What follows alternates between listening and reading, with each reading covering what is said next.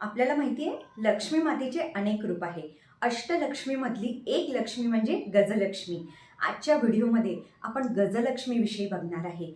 असं होतं ना, भरपूर चांगला रुतबा असतो आपल्याकडे पैसा असतो, गाडी असते, बंगला असते, सगळं काही असतं आणि अचानक सगळं चक्र आपलं फिरतं. काहीच राहत नाही. कर्ज होतं. लोकांमध्ये जर गेलं तर लोक आपल्यावरती हसतात. वाह आपली होत नाही. मग आपल्याला आपला रुतबा देणारी, आपल्याला ऐश्वर्य, सुख समृद्धी देणारी गजलक्ष्मी असतं. आता गजलक्ष्मी कोणत्या स्वरूपात असतं?